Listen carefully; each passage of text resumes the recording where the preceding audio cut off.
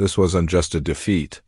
It was the beginning of the end for the French emperor, a turning point that reshaped Europe forever.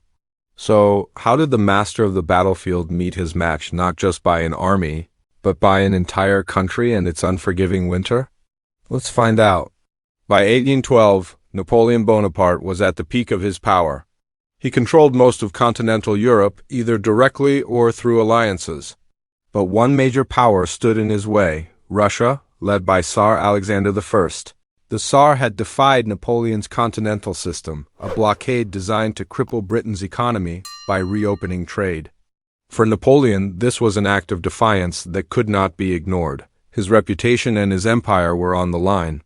He decided to make an example of Russia, assembling the largest European army ever seen. In June 1812, the Grande Armée, a multinational force of over 500,000 soldiers, crossed the Niemen River into Russian territory.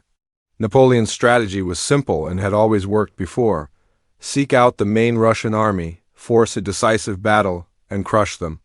Victory would bring the Tsar to the negotiating table, and Napoleon could dictate the terms. But the Russians had other plans.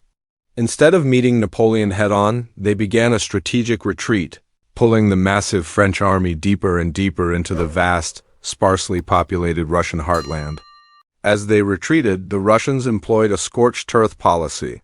They burned villages, destroyed crops, and poisoned wells, leaving nothing for the invading army to live on. Napoleon's supply lines, already stretched to their breaking point, began to collapse.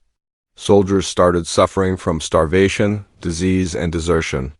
The Grande Armée was shrinking by the day, not from major battles but from attrition. Napoleon was chasing a ghost army across a barren wasteland, and his frustration was growing. Finally, just outside Moscow, at the Battle of Borodino, the Russians turned to fight. It was one of the bloodiest single days of the Napoleonic Wars. Both sides suffered horrific casualties. The French technically won the field, forcing the Russians to retreat once more, and a week later Napoleon marched triumphantly into a deserted Moscow.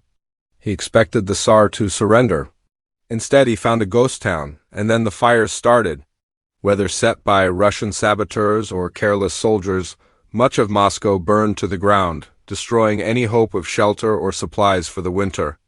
After waiting in the smoldering ruins of Moscow for over a month for a peace offer that never came, Napoleon had no choice but to order a retreat.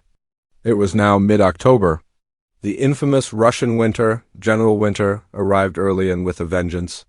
Temperatures plummeted. The retreat turned into a nightmare. Starving, frozen soldiers were relentlessly harassed by Russian Cossacks and partisans.